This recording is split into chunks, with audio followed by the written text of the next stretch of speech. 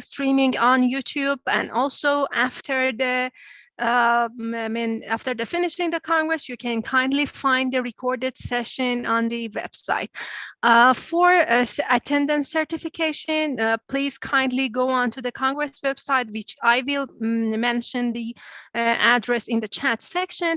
You please go through the website and register on the website. So after the Congress, you will be able to download the certification of attendance. Also for Iranian participants, we have CME point.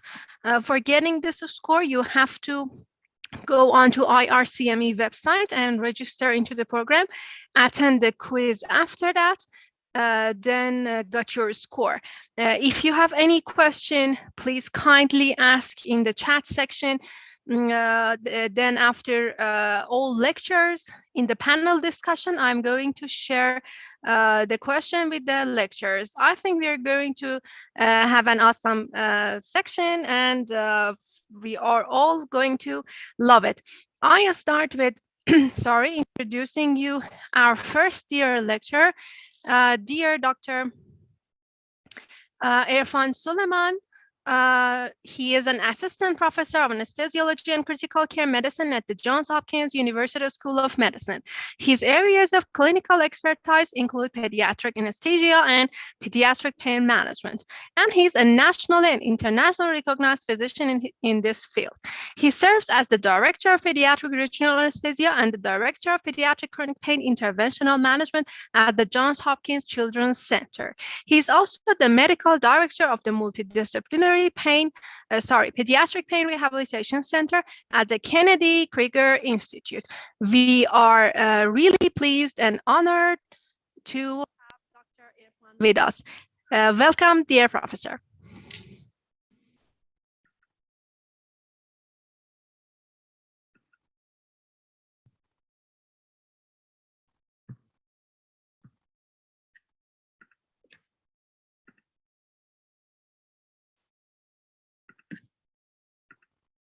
Good evening, and thank you so much for inviting me for this Congress. And I'd like to say thanks to Dr. LR, Dr. Mariam, and Dr. Ehsan for giving me this opportunity to talk about the pediatric chronic pain in this Congress.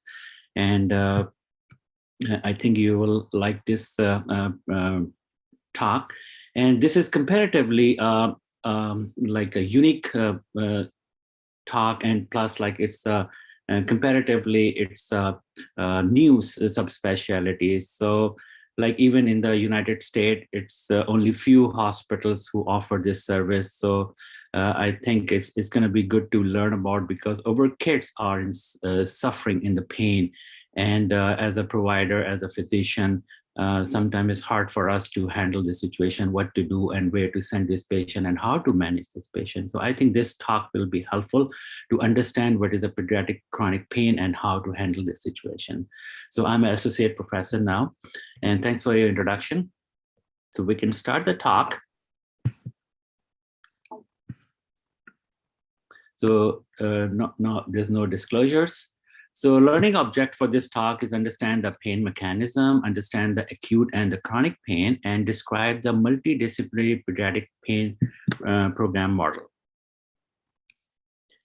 So definition of pain, as we all know, is an unpleasant sensory and emotional experience associated with the actual or potential tissue damage, or described in terms of surgical damage. We also call is an electric signal or message that travel to the brain and all the process in between. And we also say it's a complex perception that take place at the higher level of the central nervous system. And pain is a subjective phenomenon where cognition, memory, and emotion all contribute to the individual pain experience. But the best definition is pain is whatever the patient say it is, and exists whenever the pain say it does. Sometimes we clinically, when we evaluate the patient and see there's no evidence of the pain, and we think this is not a pain error or might be some malingering or faking, but no, this is not right. The patient, if saying is a pain, so we should consider this as a pain, especially when we are dealing a pediatric patient.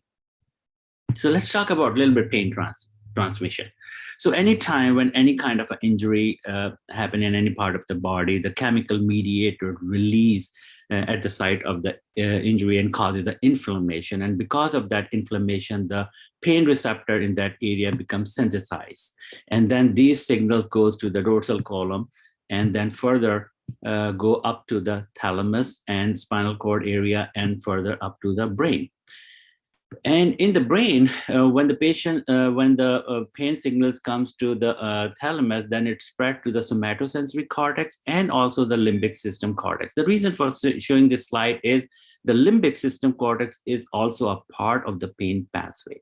So anytime when the patient have some pain, for persistent pain for a few months or year, then the limbic system cortex also activate or causes some mood alteration. So that's very important in the pediatric patient when you are evaluating. So evaluate is the mood is altered or not at this point, because sometimes this factor also contribute or amplify the chronic pain.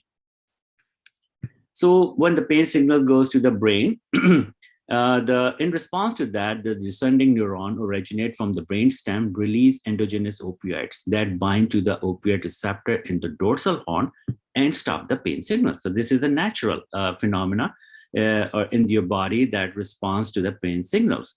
And also another reason to show this slide is you can see how many other receptors are present in the dorsal horn where we can stop the pain signal. So it's not right that opioids is the only way to treat the pain. There was some other receptor like the GABA receptor, serotonin receptor, alpha-2, and all these receptor, clonidine, which can stop the pain receptor. So it's not right that only opioids can helpful to stop the pain signals.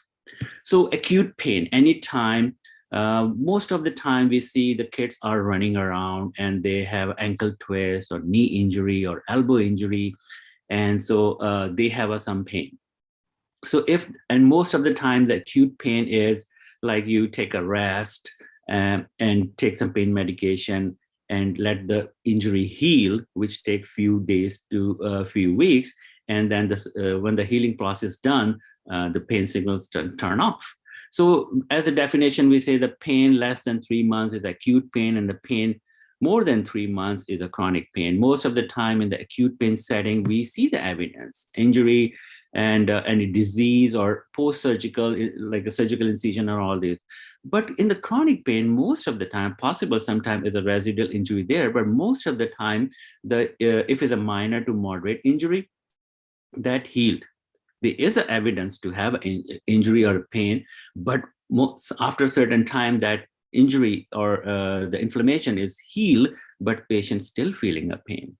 So we can say in this graph again, like acute pain, most of the time they have a highly chance they have some pathology, but if the pain is persistent, and most of the time at this point, there's very less chance that there's some pathology there or any injury, residual injury there, but patients still feel pain. So that's we are dealing. Before going further, I like to discuss some definitions, which is very important to understand the chronic pain.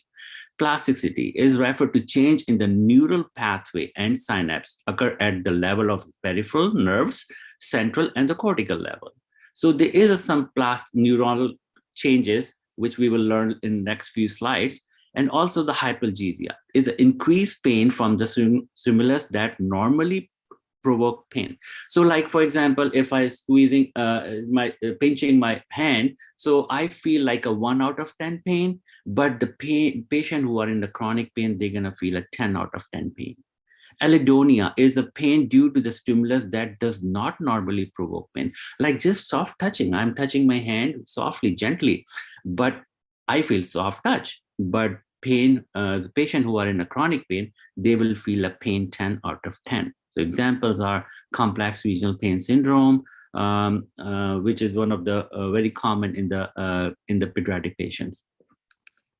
So again, role of the plasticity change in the chronic, how this plasticity occur.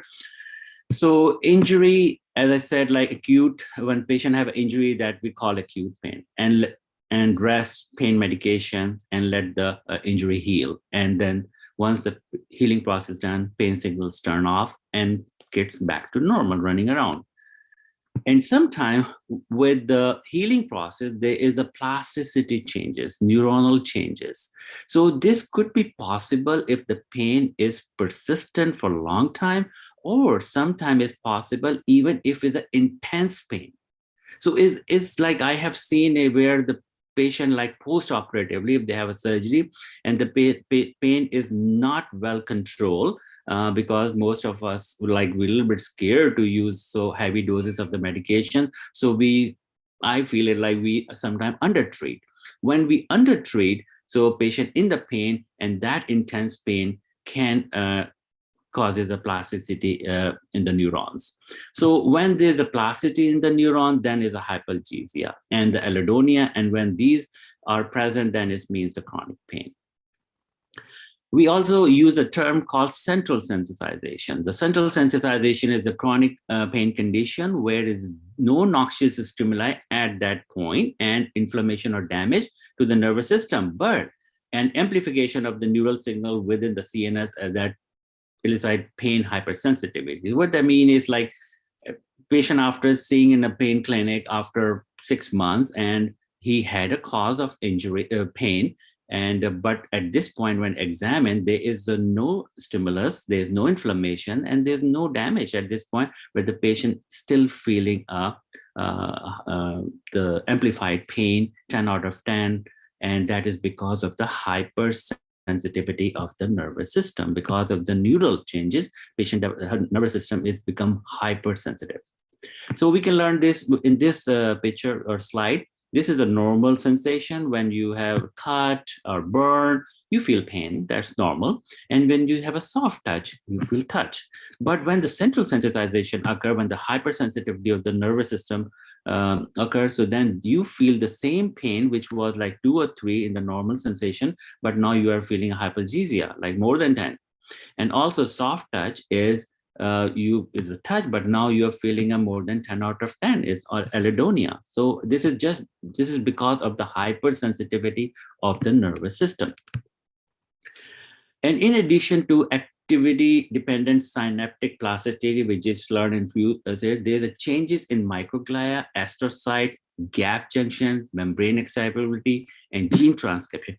All can contribute to maintenance of the central sensitization, which we can learn in this slide, that anytime when the patient have an injury, there's a locally they have some chemical or mediator cytokines release and causing inflammation that activate the pain receptors, and signal goes to the brain. Sometimes there's a glial cell around the nerve that's get inflamed, not the nerve, the glial cell inflamed, and because of that inflammation, then patient have a hypersensitivity of the nervous system, and that signals goes to the dorsal column in the spinal cord and activate the astrocyte and the microglia. And these astrocyte and microglia further release the cytokines and chemical mediators and causing a hypersensitivity of the whole pathway up to the brain. So that is the reason the patient have a central sensitization and a feeling of pain continuously even after the injury healed. So we can learn with this another slide or understand this pain mechanism. So initially when the patient have some knee injury, there was an inflammation, and then the pain signals go to the central nervous system, to the spinal cord pathway, to the brain. And at that time, the pain is driven by the local inflammation or the peripheral neuroreceptors. So that is the reason. But if the pain is continuously persistent, then the central nervous system or the pathway is also become hypersensitive and activate and produce a pain signals. So at this point, so like there is a continuously inflammation, and now because the persistent pain for a long time, now the central nervous system is also activated and now is also producing a pain signals. And at the point where there's no, say, like if the pain is persistent and for longer time, no, there is no inflammation. There's no evidence of inflammation, but now the central nervous system is completely take over. And because of this takeover, now he spontaneously is producing this pain signal. And then at this point, the patient start feeling a pain in different part of the body. Like, for example, kid running around and he twists the ankle and they have an injury there, but now that injury resolved. Now the patient is start feeling a pain in the left arm, right arm, or other side of the leg. So this is all because when the central nervous system take over and sending the signals to the brain. This is also a very important graph, and I think this is a key slide of my presentation to understand the chronic pain. So when patients have this much stimuli, like when they have a knee injury, so knee injury is pain, like 10 out of 10, especially for the kids, and that stimuli, and they produce a pain response, and this is a normal pain response. But unfortunately, when the pain is persistent and we cannot able to control acute pain properly, then the patient acute pain convert into the chronic pain. So what happened? This graph or the pain response move to the left. What that mean is when this move, the pain threshold is moved to the left, then small stimuli, a very small stimuli, touching and all these things, that can produce the same response, a pain response, and we call this as a hyperalgesia and allodonia. So when we are treating a chronic pain, we are trying to bring this graph back to the normal. So it's very important to educate the patient, educate the family that what we are dealing with it. Because their expectation is they come to the doctor, now the pain should go away, because most of the time they have experience of the acute pain, which lasts for a short duration. But when we are doing a plasticity changes, neuronal changes, the central sensitization, hypersensitivity of the nervous system, then it's gonna take some time to back to the normal. But I reassure this is you will back to the normal. And how we do that? How we bring this graph back to the normal? By multimodular approach. There's no single way that you can bring this back to the normal. There's no single pill which can help to bring this back to the normal. There's no there's injection that can bring. Yes, if you do a multimodular approach, that will bring this graph back to the normal with the time. So that's very important, because in my clinic, when the patient and the family comes, their expectation, oh, we are in the pain clinic now, this patient should go away. So education is very important to explain what is a chronic pain. It's not harmful for the body, and it's a sensitivity of the nervous system, and it will get better. So patient have a pain more than 3 months, and it's not going away. And then now it start interfere the daily life. So patient mood change because the limbic system, sleep affected. And when they don't sleep properly, definitely even for the normal person as adult, if we don't sleep properly 8 hours, so we are not functional. So imagine when the kids are not able to sleep overnight because of the pain, so their pain gonna be amplified. There's another factor. They cannot be able to do the sports, walking, sitting, schooling, and social life, everything is affected. So what we do, so to dealing this situation, we need to do a comprehensive evaluation. We need to look into the whole history of the pain, like a description, location, duration, intensity, all we do. But at the same time, we also look for a residual injury. If some injury is still there, and we need to do a good examination. Also, we need to look into, is there any stressor in the life?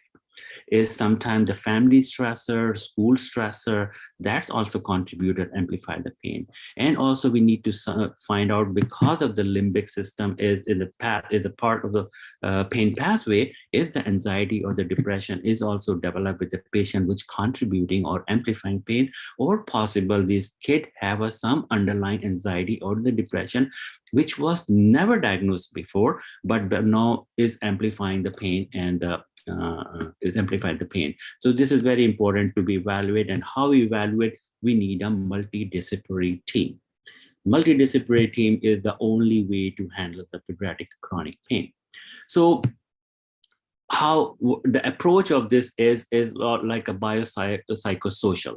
So biopsychosocial means we look into the physical, like a tissue damage or any other anatomical changes. Plus, we need to look into the social aspect, the family dynamics, and all these things, and also look into the psych. Or anxiety, depression. The treatment of chronic pain purely on the biological basis model is ineffective. Like if I say I'm a pain physician and I can handle that pain, no, that's not true. In the pediatric chronic pain, we need a behavior psychologist help, we need a psychiatric help, we need a physical therapy. So I give an example of the pediatric chronic pain is a tricycle with the 3 wheels. So one wheel is a pain management, second wheel is a emotional control, third wheel is a functional capacity. So if you fix all 3 tires together, the cycle will move. If you pay attention to only 1 or 2, fix it for 1 or 2 tires, the cycle gonna be in a circle. It's not gonna be good. So it's very important to fix all 3 tires together to move the cycle up. So for handle this, as I said, like we need a team approach. We need a team. So Johns Hopkins University and the Kennedy Krieger Institute, we built this pediatric pain program about 6 years ago, and it's going great.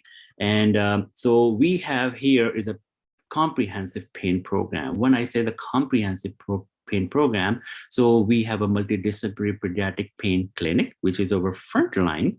And then we have outpatient therapies available like PT, OT, behavior. And we have our day program, the intense rehabilitation day program, where the patient come in the morning and we do a multidisciplinary intense rehab and they go home and then come back next day for every day for 4 weeks. And we have an inpatient rehab where we think this patient is a wheelchair bonded and cannot able to move at all.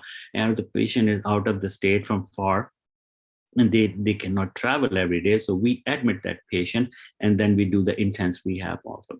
Also, we have a pediatric chronic intervention pain service. So we do all the injections and everything in the kids. It's very rare in the United States. Only few hospitals actually offering this service. And I think I have another talk after my talk, Dr. Cadide, she's gonna talk about more about the interventions.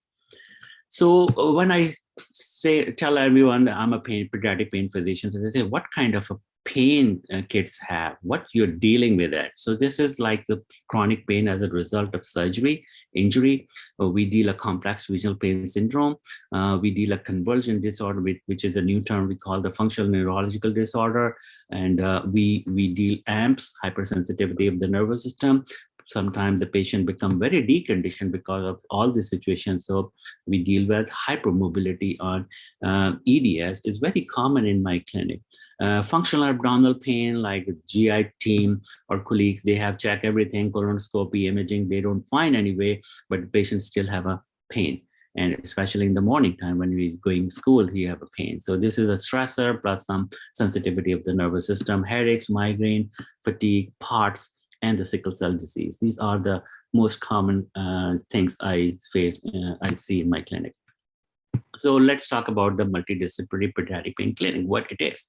So we are, this is a frontline team, and this team is like a pediatric pain physician, child psychiatrist, nurse practitioner, behavior psychologist, and the pediatric physical therapist, social worker, and the nurse. So this is a frontline team. So we spend a lot of time on the initial evaluation, and that is very important, because most of the time when these kids go to any physician, they spend 15 minutes or max 30 minutes. They cannot get into what's going on with this patient. So it's very important to do a detailed evaluation. It's very time consuming, and it's expensive team, but there's no other way to get into the detail what's going on with this kid. So we divided in 2 teams, physical therapy and the pain physician. They spend 1 hour with the family and do a detailed history and examination. Other team is a psychiatrist, behavior psychologist, and the social worker. So we emphasize on history and do examination, and we look into any biopsychosocial influence, and we like any family dynamics, any stressors, and the life, school, and all these things, plus how much that impact on this patient's life. Is it going school? Is it doing a social life? Is it doing a sports? and or is just isolated in the home, in his room, and not doing anything, and now he's behind in the school, and now he's behind to his peers, and now he's starting a depression, which further amplifies. So we need to know where exactly this patient is, and it's only possible if you spend this 3 to 4 hours and do with this multidisciplinary team. So this is a typical day that we, after seeing the patient, all the providers, all the team members sit on one table. This is very important, because sometimes say, oh, we can get we can refer to the patient to the psychiatrist, we can refer to the patient to the physical therapist and get and we can get the help. No, there's a lots of communication gap when you are communicating through the charts or computing through the computer. So here, when we see the patient together and then sit down on one table and then discuss the patient, this is the most effective way to handle and to find out what's going on with this patient. And once we have this discussion, diagnosis, and then we discuss the plan, what is the best plan for this patient, what we need to do, either just definitely we focus on the tricycle model, like we're going to focus on pain, emotion, but either outpatient or inpatient, or what other extra things we need to do. So this is since we have a COVID situation, so now we like in last couple of years we have a Zoom also, so we continue to work and help the kids to the Zoom. So still we are doing all the providers, all the team members available, and they are doing this clinic to the Zoom. So other important thing is when we do a team discussion, then we, as a whole team, we go back to the family and the patient and discuss what's going on. And here we spend another half hour or sometimes more than half hour to educate the patient, because the patient is anxious because of the persistent pain. What's going on is something dangerous going on in my body. Parents are also very anxious. What's going on with our kid? How we can handle that situation, what to do. So when all the provider do like a 3 or 4 hour assessment, and now sitting in front of the family and explaining what's going on and educating about the hypersensitivity of the nervous system and the factor which contributing and amplifying, and how to manage this with the multimodular approach, biopsychosocial approach. So that is 100% satisfactory. So when the patient or family, they see the whole team and spending so much time, they build a bond with our team. So now they trust us, like this is the physician, or this is the only team who listen us, who listen me, and they know what's going on with me. They understand what and now they're giving me a plan. So most of the time they really love it and they follow our recommendation. So I think this is the key thing, to build a good bonding between the patient and the team and give their plan, and then most of the time they follow and that help and get back to normal life. So our focus for management of chronic pain is like to improve the function. When kids have a pain, and any kid like 10-year-old, if he have a pain, he gonna be scared. He don't know what's going on in his body, but he's feeling a pain and persistent pain for a long time. Now he gonna limit his activity. He gonna be not to move because he don't want to have the same experience again and again. So when he limit his activity, now he's start becoming a deconditioning. So hypersensitivity of the nervous system plus the deconditioning. Now he's gonna feel this deconditioning as a pain. So that's another consequence of this chronic pain. So when we try to treat and we do a detailed examination with the physical therapist, so we make sure there's no residual injury. When there's no residual injury, then we focus on to improve the functional level. When you improve the functional level, not strengthening the patient, but at the same time, because the pain signals are going to the brain, and brain job is to stop you if they get the pain signals. But this is the false signal. This is like a takeover by the nervous system and sending a signal to the brain, while the acute injury is already resolved.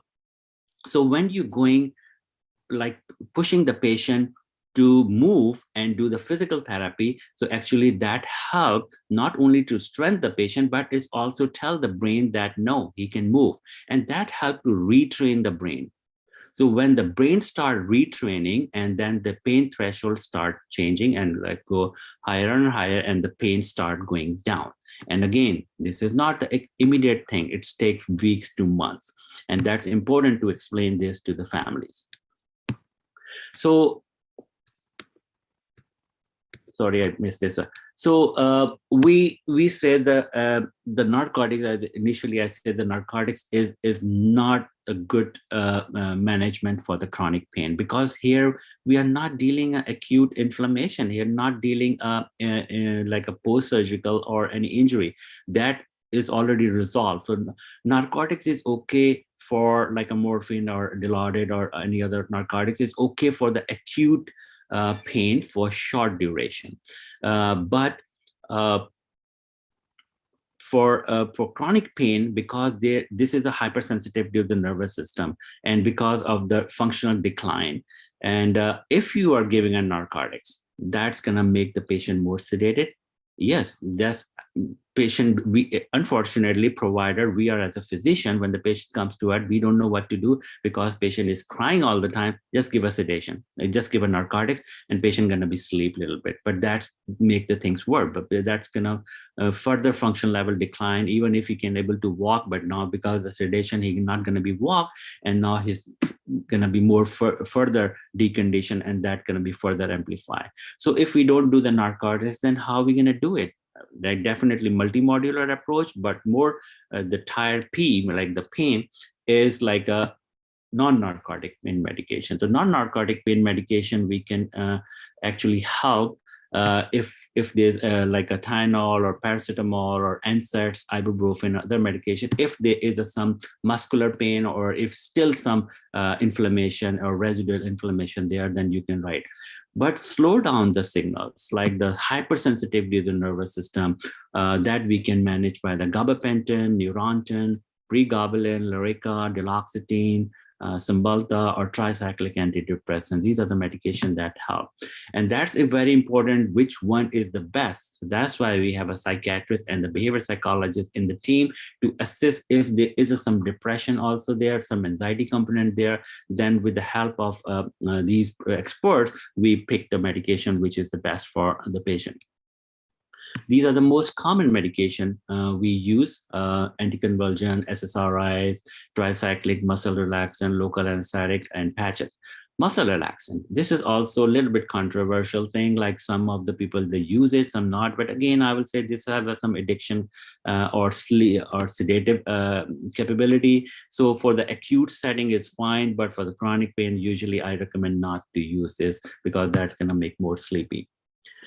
So another important thing, as a provider, we don't know the doses of these medication for kids. We know for the adult, but we don't know what is the dose. So we are a little bit hesitating to write a prescription, and that patient is undertreated, and that's make the things problem. We don't have a really good recommendation and doses. These are the doses which was published a few years ago from the Boston children in the JAMA journal. So I'm sharing this. But again, I think the best thing is to start with the low dose, but slowly titrate to the effect. And again, explain, because once you start giving a medication, the patient gonna be expect, oh, I'm taking a medication, it should be help. And these medications, especially a neuropathic pain medication or SSRI, TCA, these take a 4 to 6 weeks if the dose is effective. And we are slowly titrating up to the level with the recommended doses. So that's going to take a few weeks to months. So that's also very important, because if you don't explain and educate this, the patient going to take it for a week and it's not helping, they're going to stop it. So do not stop, continue, because we also don't want these kids to have a side effect. And it's my personal experience, they have a very weird side effect, even it's not described in the pharmaceutical companies, but they have. So that's why it's very safe to slowly titrate up to the level, like a close follow-ups, and bring to the dose where is effective. These are the other few doses for the different medication that we use commonly. So education is very, very important. That's why we spend so much time. We do like 3 to 4 hours in the clinic on the new evaluation. Plus in the follow-up, we do a 1 hour follow-up for each patient. So which is a very, very time consuming, but that's very important to reassure every time and explain what's going on. Sometimes they are overwhelmed, like in what my experience is, they come in the initial evaluation, we spend so much time with so much provider, and they most of the time they forget because they cannot absorb everything that we are telling. So in the follow-up, we continue to explain this chronic pain and all the information. So outpatient therapists, as a outpatient therapy that we offer the physical therapy like a land therapy or the pool therapy, behavior psychology, we do cognitive behavior therapy and the biofeedback. That is very, very important, because when these kids are in the pain and they get fear or scared, so and that can't convert into the anxiety or the depression. So it's very important to involve the behavior psychologist that can help them how to cope with this and how to relax themselves. Because once they are anxious or high level of pain or stress, that sometimes activate the sympathetic system, and that's actually stress hormone release, and that's make the pain receptor more sensitive. So if they're doing a breathing technique or the cognitive behavior therapy, so that is how to decrease this hormone level and calm down and relax and decrease the pain. Also, some of the kids who have a difficulty to do the cognitive behavior therapy, like a breathing technique, so they can use the biofeedback computerized way. We also do some neuropsych evaluations. Sometimes we think this is a team think there's some cognitive issue going on. So we evaluate and see if there's some other medical issue. We also refer to the medical team. Intensive day rehab program. So intensive rehab, like again, when we're doing a tricycle, like a biopsychosocial, we need to do all the physical therapy, occupation therapy, behavior therapy, in addition to medication and all these things. And then we do this every day, 5 days a week for 3 to 4 weeks. It's an intense rehab. Most of the time when the patient fail outpatient, because outpatient, they do it once or twice a week. And if they fail, then we admit when the transfer to the day program, which calls specialized transition program. And here again, behavior psychologists, now they are helping on daily basis. Also, we have some group therapy. Definitely for a month, they are away from the school. So over educators, they contact schools and they get the syllabus, and they spend some time for 1 to 2 hours for as a schooling, so they are not behind. So inpatient rehab. Inpatient rehab is also the kids who are completely, they cannot able to walk, wheelchair dependent, or they are living far, then we admit it here. Also, we do a PT, OT, behavior psychologist. We do a different kind of involved in recreation activity. Child life is involved. Child life is they are more like a fun stuff they do with the kids to get involved and distract. Psychiatrist is involved if needed. So if there's a significant anxiety or a depression, or might be they have an underlying anxiety depression, which is now getting worse, and they need some medication, so they prescribe and adjust the dose during the inpatient rehab too. Because if we don't focus on the anxiety depression and focus only on the rehab, patient might be return his function level, but he's going to be collapse again. So it's very important to treat all the things simultaneously. We also have a pediatricians available and the PMNR who also help during the inpatient rehab. So pediatric intervention pain service as the intervention is very rare in US. Only a few programs who's offering. So we are one of the program who offer all the injections, ultrasound guided or the fluoro guided. So kids, people ask what kind of adults they get a epidural steroid injection, SI injection, and all these injections, but what the kid got it. So kid also get epidural injection, facet injection, sacroiliac, piriformis, muscle, joint, Kids, the adults, they have a degenerative changes and they need more frequent injection. The pediatric patient, they have a more sports injury. So there is an inflammation there. So it gets better if you, when we are evaluating with the initial evaluation, myself and the physical therapy, they look into these things like, okay, is this patient be a candidate for the injection? If the patient is because of the disc herniation, when they are a soccer player or the dancer, they have a disc herniation. The cheerleaders have a SI issue or a piriformis, like a muscle tightness, so they can get these injections. Headaches, migraine, occipital neuralgia, they can get an occipital nerve block. Functional abdominal pain or abdominal pain, sometimes there is a nerve entrapment in the abdominal wall, they can get a tab block. Intercostal, sternum, bursa scar, trigger point injection. So all the injection that we can do in the pediatric. The good thing is they does not require so many series of injection as the adult because of the degenerative changes. So they usually respond 1 or 2 injection and they get better. Important thing is when we are doing an injection, we do under sedation. We don't do awake as adult world they do.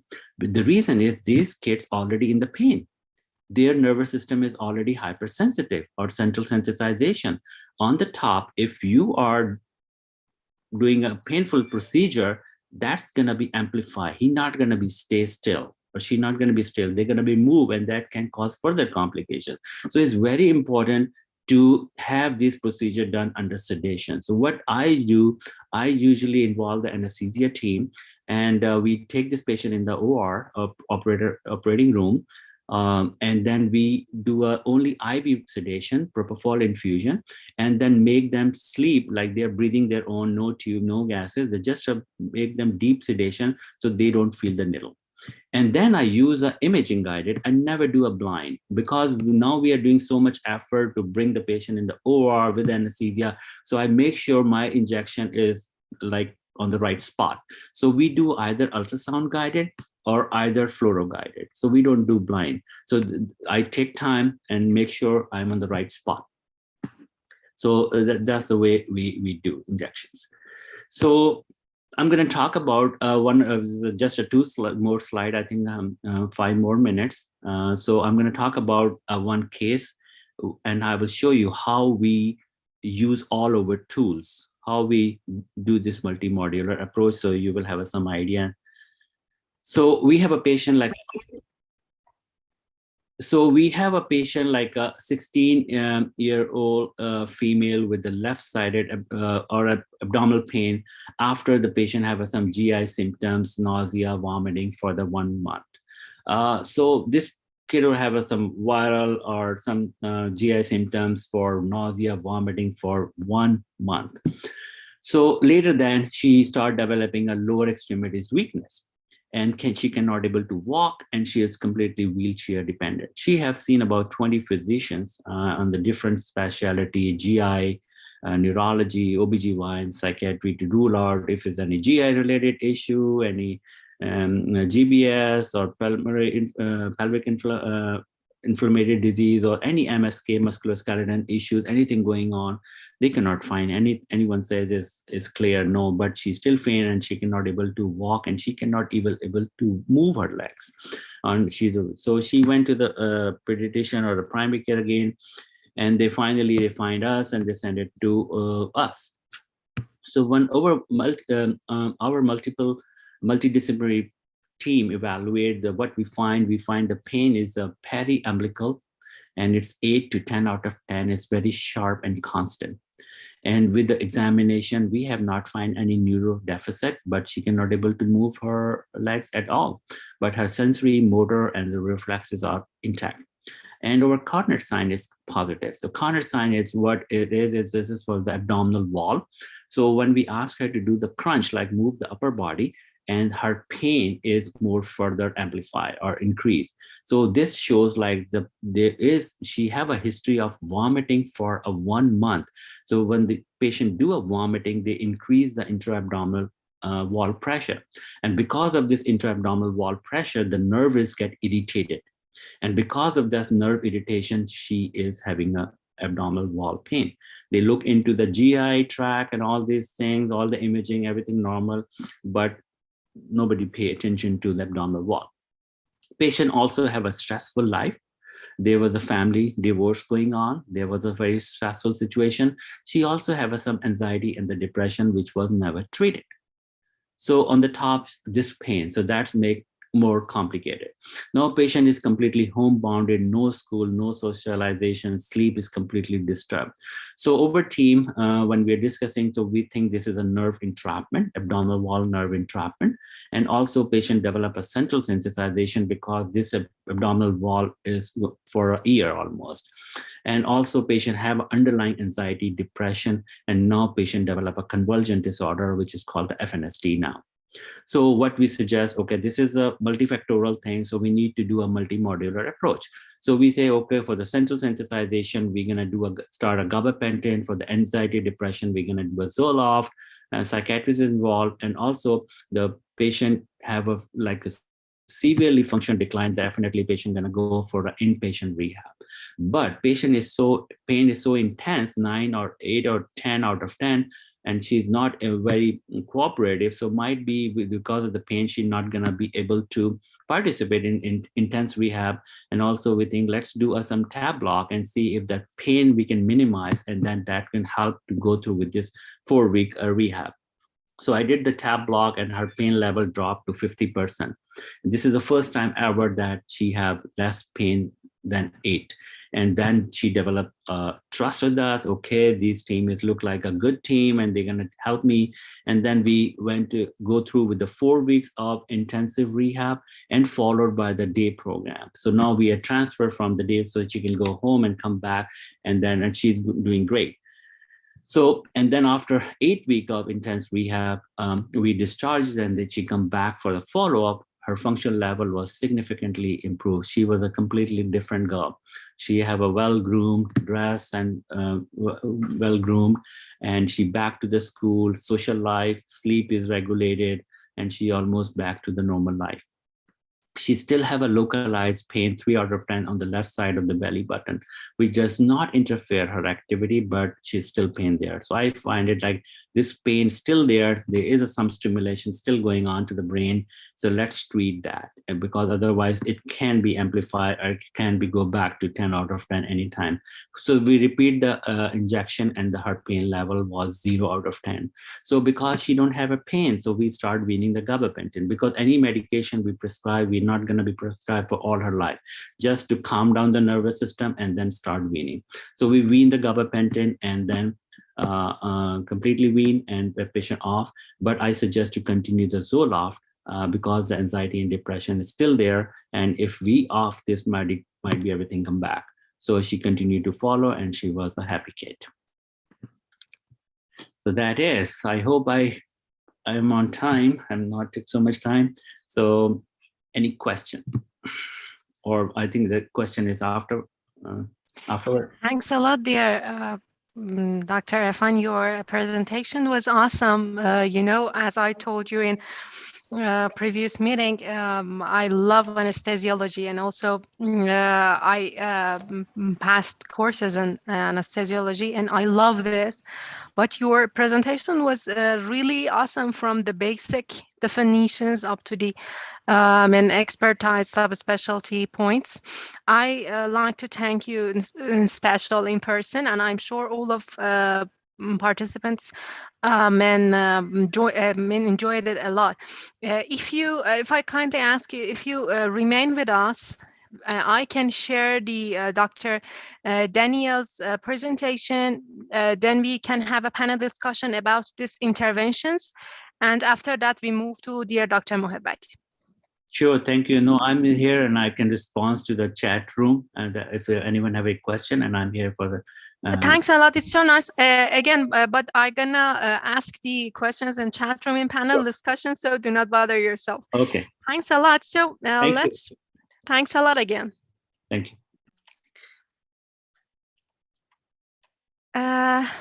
Okay, I'm sure that all of you enjoyed the lecture as much as we are. I'm going to introduce you the next lectures. Dear Dr. Danille Mazetto Sadid. He is Assistant Professor of Pediatric Pain Management at Hospital Albert Einstein, São Paulo, Brazil. She graduated in medicine from Fundação Universidade in Regional de Blumano. Residency in Anesthesia, Casa de Saúde de Campinas, and Hospital Evangélico de Londrina. A course at the University of Toronto in observership in the Department of Anesthesia and Pain Medicine at the Hospital for Sick Children. She's postgraduate in Pain and Palliative Care at Centro Universitario Inga Uninga. And also she is a fellow in interventional pain at the Faculty of Medicine of Ribeirão Preto, University of São Paulo. Currently, she is specializing in ultrasound-guided pain interventions at Singular Pain Control Center. We are pleased to have dear doctor with us. The Dr. Danille will join us for panel discussion. So let's enjoy the lecture.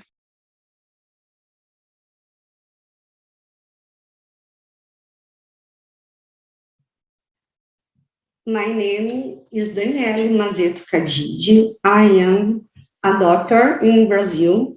I have a Brazilian board of anesthesiology and Brazilian board of pain medicine. I will talk about interventional procedures for chronic acute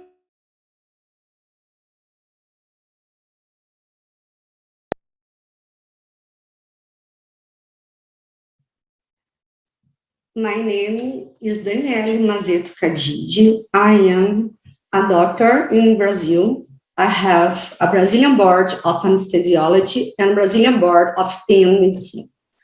I will talk about interventional procedures for chronic acute pain in children and teens 1 to decade. I have to declare that I have conflicts of interest because I have a post-graduation in Brazil, a post-graduation in pediatric pain. What talk about pediatric pain? What do you know? Statistically, chronic pain in childhood is a significant public health concern with prevalence rates of 11 to 38%. 3 to 5% of children suffer from significant pain-related disabilities. The cost of treating chronic pain in teenagers in the UK has been estimated at £3.8 billion a year. So it's very expensive. What does the literature say about it?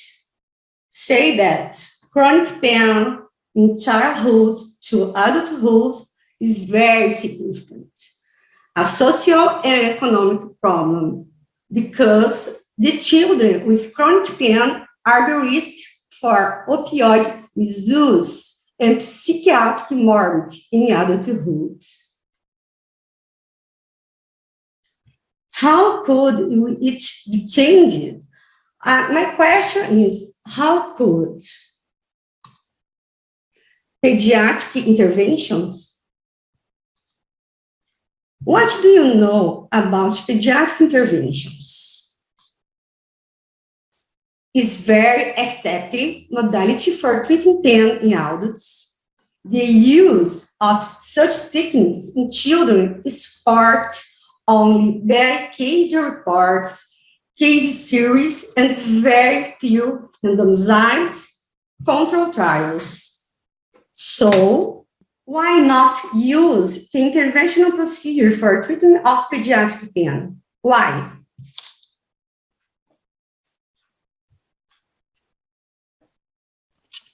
What is the benefits?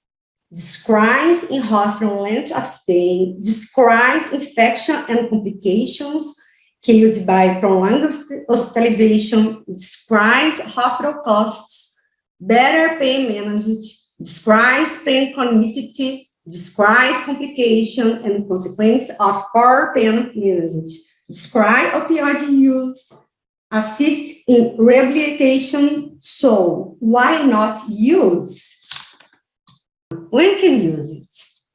You can use it in prevalent pain, for acute pain, for chronic pain. What kind of procedures? Spine procedures like cervical, thoracic, and lumbar, like epidural steroid injections, and peripheral nervous blocks like occipital nerve block, and muscle, joint, and bursa procedures like trigger point injection,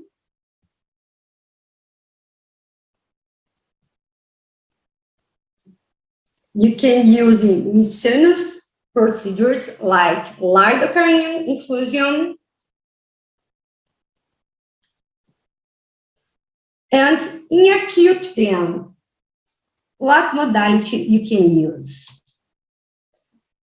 The leaders show us that this is an article about nerve block in kids, and this article shows us that a pain control in treatment of hand injury for pediatric patients in the emergency department.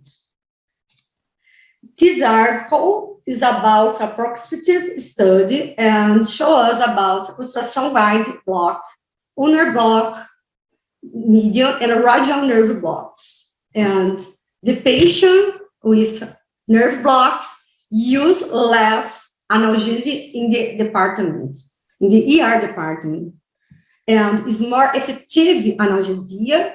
And the nerve blocks are effective for pediatric patients with pain control, facilitates care while minimizing the risk of iatrogenesis. The other article is about peripheral nerve blocks. And the question is, see if is effective in pain control for pediatric patients, for orthopedic or surgery. This article divides two groups to control post-operative. One group is nerve block, and the other is the intravenous analgesics. And when compare two groups, the nerve block is better control than intravenous analgesic for pain. The nerve block less consumption of analgesic, and the time, the periods of the analgesic is more higher than intravenous analgesics. It's like about 10 hours about nerve block, by nerve block. Pain-free periods is very good for the children, and less use of opioids. This other article is about WIP surgery, a case report, and this case is about editor spine planning block for pediatric hip surgery. And this is a female patient, 4 years old, and this is the technique of the editor spine. Ultrasound image showing the needle on top the transverse process of L2.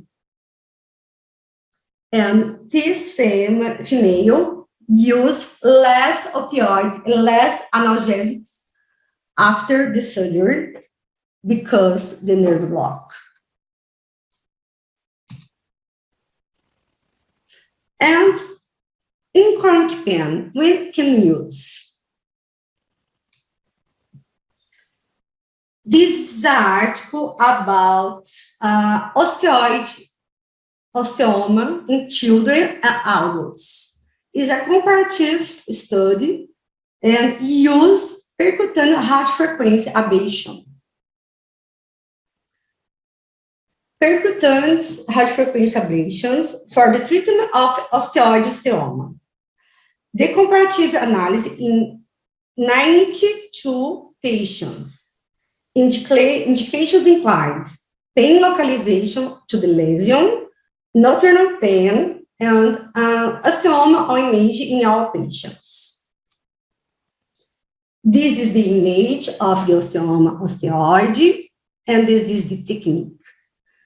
The most locate in the femur and after tibia, like a 40% in pediatric patients and 34 in adults. Femur and tibia in pediatric patients is like about around 38%, and adults is about 26%. In this in procedure, just two complications in patients. The first intervention success was around 90% in pediatric patient and 25% in adult patient. And just 5 pediatric patients and 3 adults sought reintervention for residual symptoms and already secondary clinical success. No difference in results were identified between pediatric and adult patients. This is the technique, and this is a plasma-mediated radiofrequency ablation probe.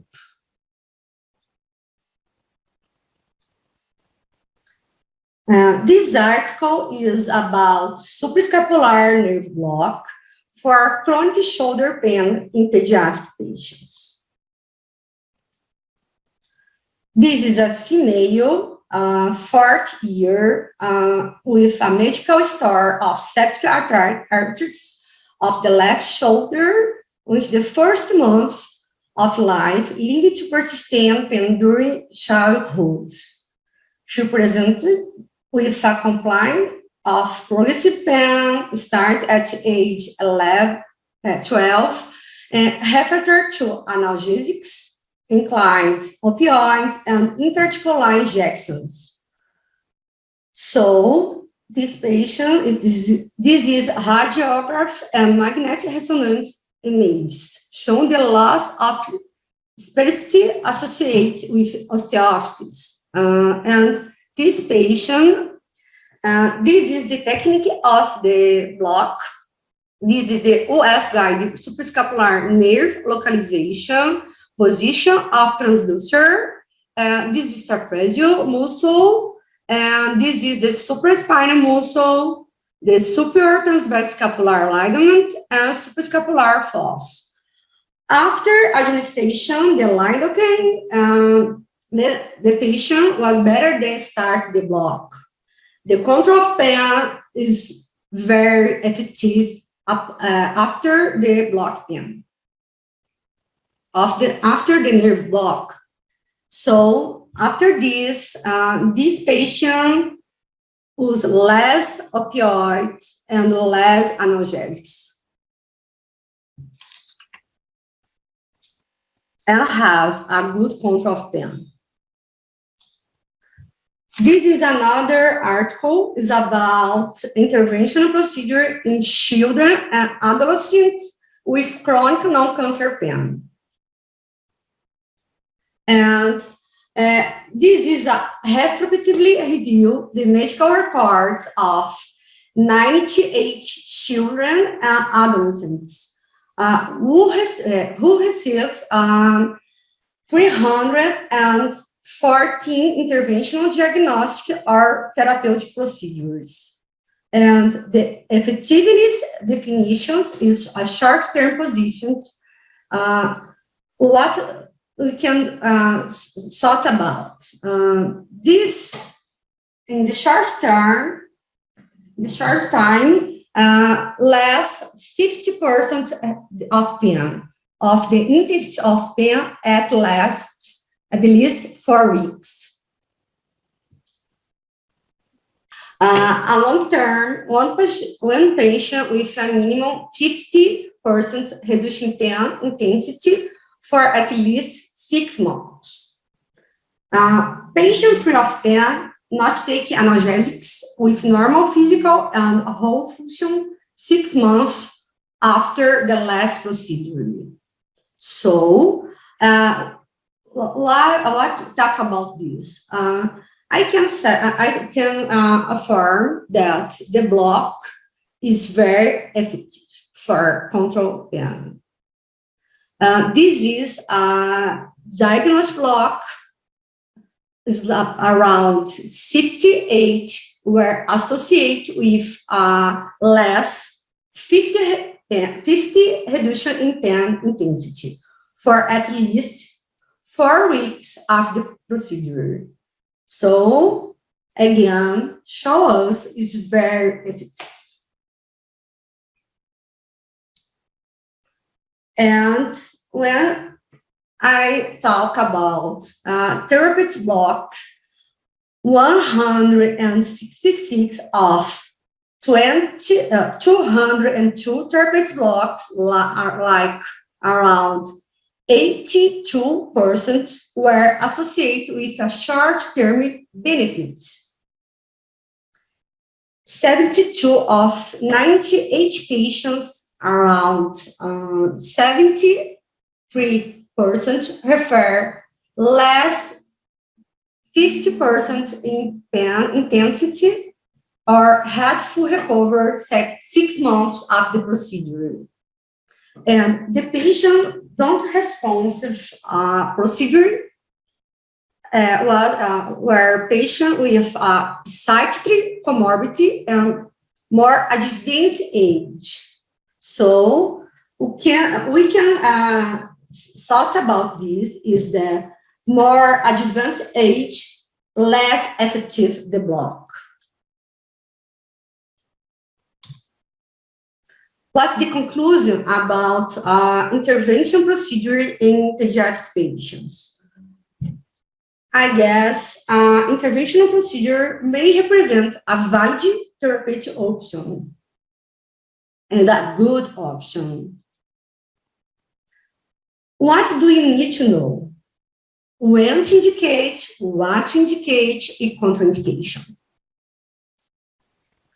The literature shows us that minimize invasive intervention is option, spare opioid medications, reduce drug side effects, optimize non-pharmacological treatments such as physical therapy, and contribute to early discharge. So, I guess is a good and valid therapeutic option and help a multidisciplinary program. In summary, you must indicate blocks to acute pain, in chronic pain, to prevent pain, to spare opioids, and decrease inflammatory action. But we need more studies. So I finish my presentation with this phrase. It's only possible to teach a child to love by loving them. It's an honor for me, and thank you for the invitation. That's all, folks. This is my contacts, and I'm very, very, very honored.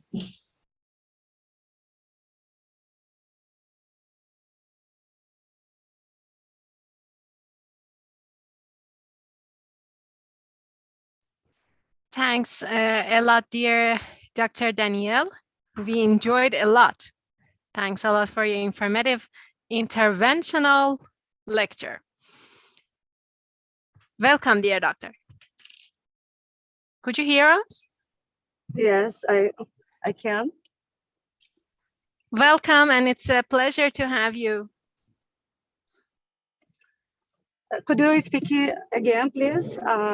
I can hear you. It's a pleasure, and we are so honored to have you with us. It's my pleasure. It's an honor for me. Thanks a lot. There are, two questions about the intervention. If you agreed to stay with us, we can have a panel discussion together with dear Dr. Irfan together if he is still with us. What's the question? Hi, Lar. Sorry, thank you very much, Dr. Danille. And it was the pleasure is ours to have you with us. So if it is possible for you to stay more minutes, we can have the last presentation and then we can have our panel discussion about the questions that have been asked in the chat section. And there are also our friends, colleagues here that are doing pain practice in children in Iran, so we can have the panel discussion all together. Okay, it's fine for me. Thank you very much. So Aylar, let's go for the last presentation.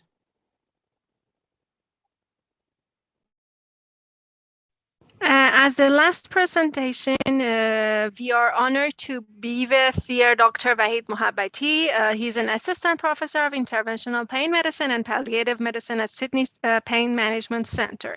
He's head of pain medicine and head of palliative medicine department in Sydney Adventist Hospital. Dr. Mohabbati is a medical doctor of Sydney Pain Management Center, a Tier 1 FPM accredited trained multidisciplinary pain center, and also director of Sydney Pain Research Center with number of groundbreaking research projects in pain medicine. Dr. Mohabbati is the head of Department of Pain and Palliative Medicine at the Sydney Adventist Hospital, which is the largest tertiary teaching private hospital in Sydney. He teaches at the University of Sydney and the Australian National University at the University of New South Wales. Unfortunately, due to the huge time differences we had, now in Sydney it is midnight, so we are going to share dear Professor Mohabbati's lecture together. But we're gonna share, if you have any question from his lecture, we are going to describe it in panel discussion, and also the team is going to share the questions with the Dr. Mohabbati via email. So do not hesitate to ask your questions in chat section. Enjoy the lecture.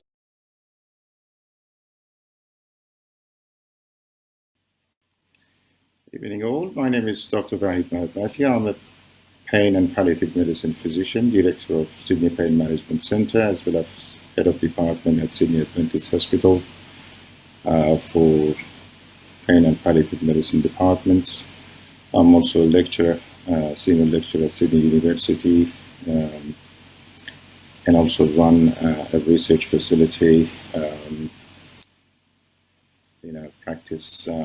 We also train the next generation of pain physicians in our training program. Our center is based in Sydney, Australia, and as you would probably know, as we are sweltering in the heat of Sydney, temperatures above 30 degrees, you guys, I'm pretty sure, having a cool evening down in Tehran. I'd like to thank my colleague, Dr. Ehsan Moqaddam, for inviting me to the 33rd International Pediatric Conference. And I would like to invite you all to my talk, the transition from pediatric to adult pain. Most of the work that I do is with adult pain medicine. We do have a pediatrician in our group, but nevertheless, we are on the receiving end of your products, which is pediatric patients when they transition from their pediatric age into their adult life. So why this topic? 1 in 5 adolescents suffer from chronic pain. Typically, this is an under-recognized and under-treated issue, as we know it in the Western countries. I'm not sure if there's been a study in terms of prevalence and incidence in Iran. A few years ago, we did a study about the prevalence of chronic pain. In Shiraz, we studied over 1,000 cases by knocking on the doors in Shiraz, and we came up with 7.8% time prevalence at any given time, which was much less than the average 20% prevalence in Western countries. Nevertheless, we know that chronic pain is a common condition in pediatric as well as the adult population. And we also know that the transition is often not done successful from the pediatric age into the adult. Therefore, us as adult pain physicians, as well as the adolescents and their parents and the families, and the system might face this challenge over time. Obviously, poor transition means that our patients will have to suffer for some times. Let's look at some facts about the prevalence of chronic pain in adolescents. Obviously, these are more to do with the Western countries. Upwards of 50% of adolescents with recurrent or persistent pain continue to experience pain into their adulthoods. And 1 in 6 adults presenting for evaluation in large tertiary pain clinics reported a history of chronic pain as a child. Access to adult chronic pain services is challenging in Western countries for urgent, semi-urgent conditions could range from 1 to 8 weeks, and for elective or non-urgent, it could go over a year, particularly in Australia or Canada in a public system. In some areas, particularly the remote and rural areas, it could be even beyond that. Thus, not all adolescents who receive care at a pediatric chronic pain clinic will be transitioned well into adult clinicians with chronic pain expertise. Therefore, it's the responsibility of the pediatrician and the parents to prepare the adolescent with chronic pain into their adult and adolescent into their adult life. So there's going to be 2 shifts, one in the mentality and also how they manage their pain. Responsibilities often needs to be transitioned from the parents into the adolescent themselves, as well as a shift in terms of where they seek and obtain the care as they move from pediatric to adult care settings. There are some specific challenges with the chronic pain. We know that kids with chronic illnesses often have the same problems when they move from pediatric into adult life, but chronic pain has some unique challenges, such as the stigma, disbelief of chronic pain, individuality of chronic pain, lack of formal chronic pain education for non-pain specialists, and often individuals with chronic pain report poorer quality of life compared to other kids with chronic illnesses. They also report concerns about the transition into adult settings themselves. So what are the components of a successful transition? Crowley and her colleagues in 2011 reported 3 components: formal patient education, such as disease-specific and genetic information on how to navigate the adult care setting; specific transitional clinics consisting of a transition coordinator or a pediatric and adult clinician in a shared care model, as well as a formal service component providing after-hours telephone support and enhanced follow-up by the adult team. Obviously, this needs a lot of resources and logistics for a successful transition.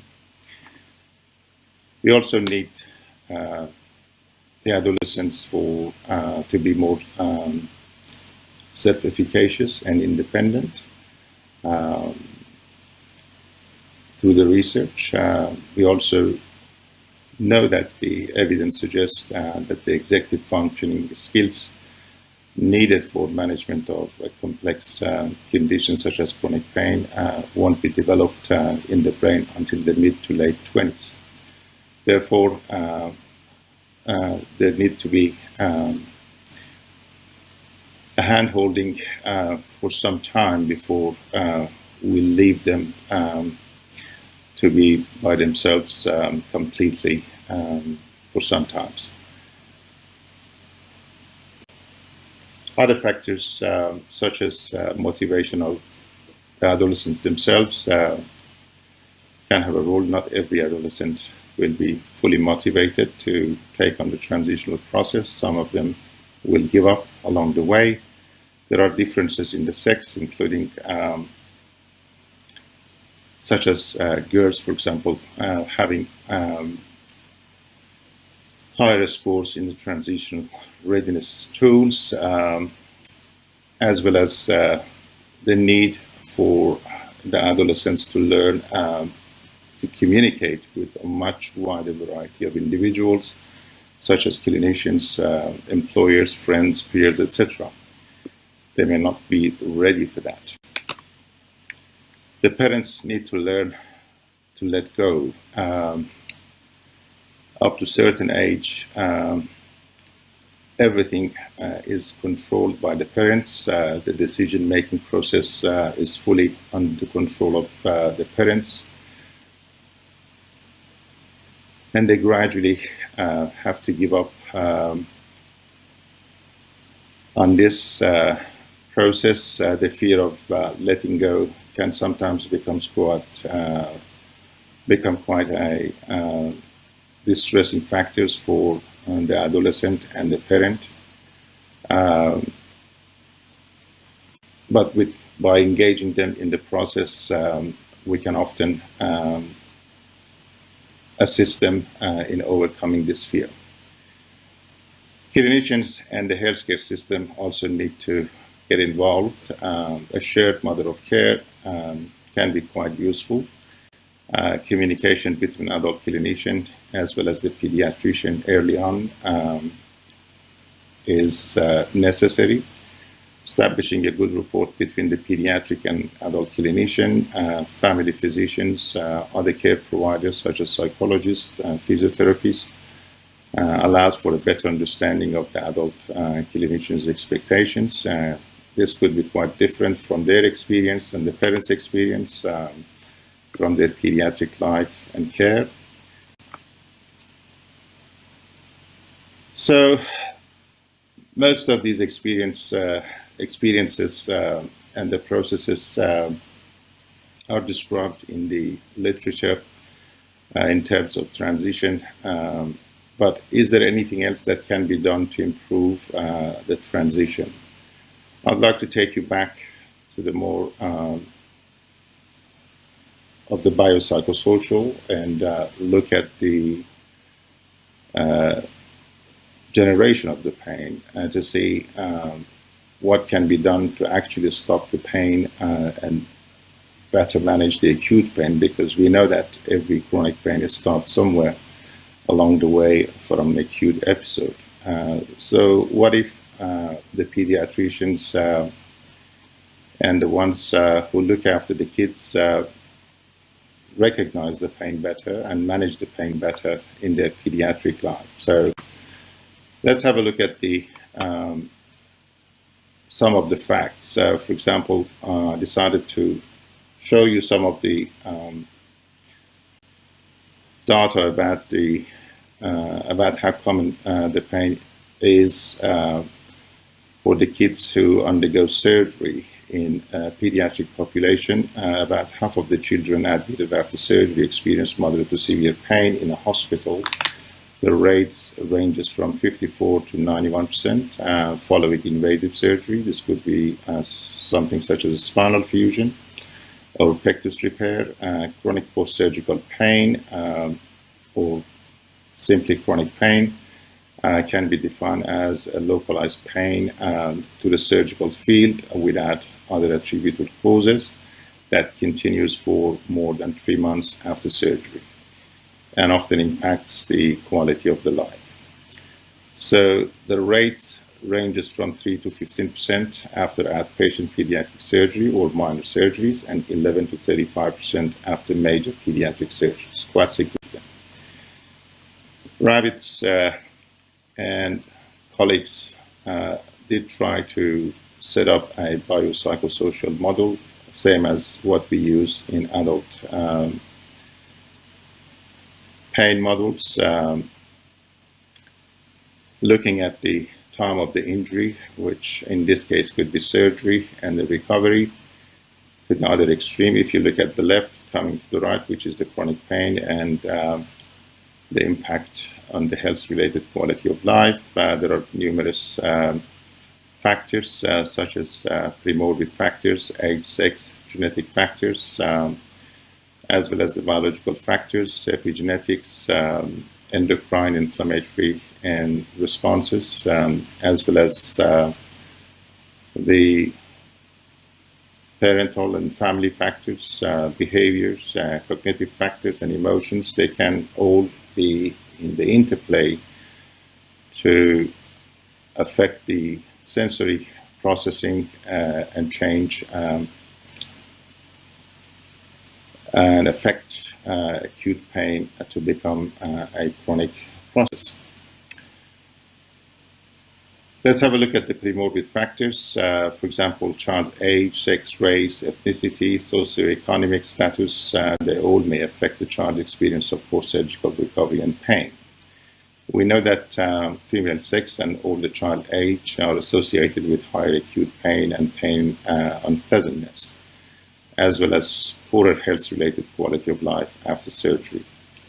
Genetic factors are well known to affect the acute pain, as well as tendency for acute pain to become chronic, as well as the threshold for sensing the pain. And there are numerous examples, such as the single nucleotide polymorphism, or SNPs, with the structural DNA sequence variations, epigenetic factors such as DNA methylations, COMT gene in modulation of the pain, OPRM1 gene associations that affect the opiate or endogenous opioid consumption and response to the pain, and many other factors, genetic factors. Medical factors such as perioperative pain and medical history can influence acute and chronic post-surgical pain. We know that the intensity and severity of perioperative pain can consistently predict the severity of post-operative pain. Therefore, it is important to control the pain before the surgery or before the operation. Interestingly, children with chronic widespread pain or fibromyalgia symptoms can have more likelihood of developing severe acute and chronic post-surgical pain. We know that because they're already sensitized, and this is to do with the central sensitization of nociceptors. Chronic conditions unrelated to the planned surgery, such as prior chemotherapy use and prior surgery, they don't seem to have a strong relationship with development of chronic post-surgical pain. This is interesting. This is in comparison with the adult population that could be quite the opposite. And there does not seem to be any relationship between children's perioperative weight or body mass index and subsequent development of chronic post-surgical pain. The type of surgery, emergency versus planned surgery, doesn't seem to be related to development of chronic post-surgical pain. And there does not seem to be any relationship between surgical factors and pain outcomes, such as surgical approach, the care parameters. We're sort of looking at the spine surgery. So those intraoperative measures don't seem to be having any impact on the development of chronic post-surgical pain whatsoever. Duration of the surgery did not have any effect on the development of chronic post-surgical pain either. All of these factors seem to have a significant impact on chronic pain post-surgery in adult populations. That's very interesting. Higher levels of pain in the hospital and during the initial days at home were associated with a higher incidence of chronic post-surgical pain. That's also true in adult population. In hospital, opiate consumption was not related to CPSP, and use of regional anesthesia. This may not be liked by my anesthetist colleagues. The use of neuraxial blocks, epidurals, intrathecals, or spinal did not reduce the chances of developing chronic post-surgical pain. This is again in contrast with the adult population. Psychosocial factors, again, on the other hand, were quite inconsistent.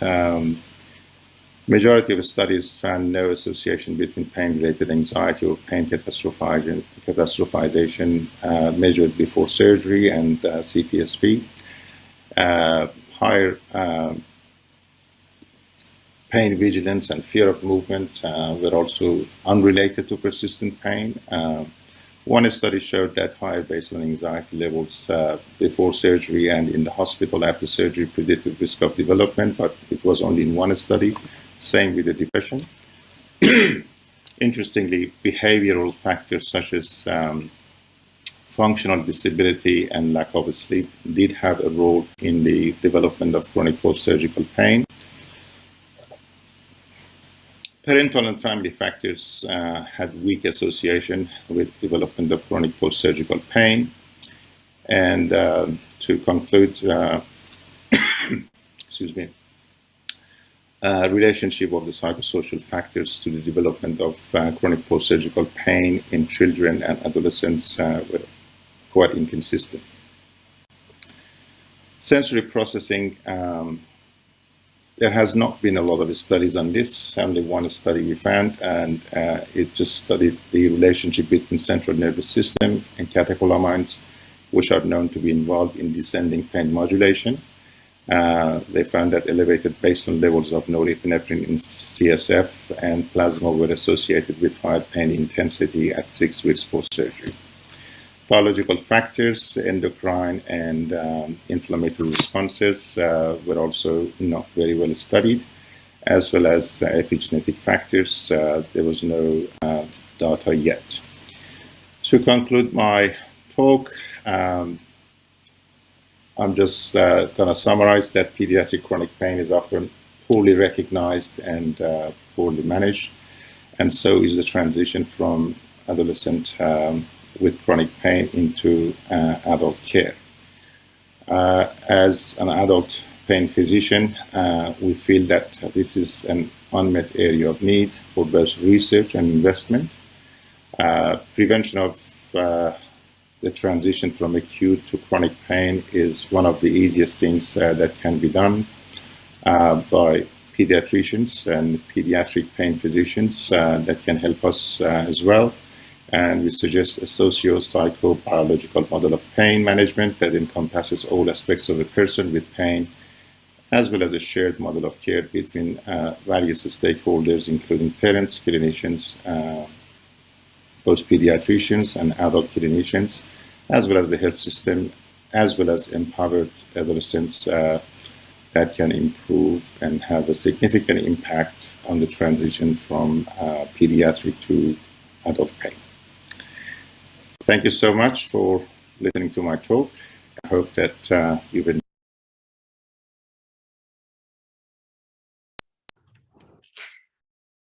Thanks a lot. It was so nice lecture. Again, I'm really excited with the topic of pain with this awesome lectures. If you agree, we are going to start the panel discussion. I just passed to dear Dr. Aghai to telling some sessions. So then we are starting panel discussion. Thank you very much, Ayla. Thanks a lot to our speakers. Hi. I think that in our situation that we are working in our university and especially in our hospital, the pain management of children is somehow lost in our management. So the main aim of this session is to present the importance and the importance of the pain management in children and make it one of the mainstay of the medical management of the child who are in the hospital and who are visiting our clinics in our hospital. As you may know, Children's Medical Center located in Tehran, the capital of Iran, and is the major hospital, the major hospital in whole country.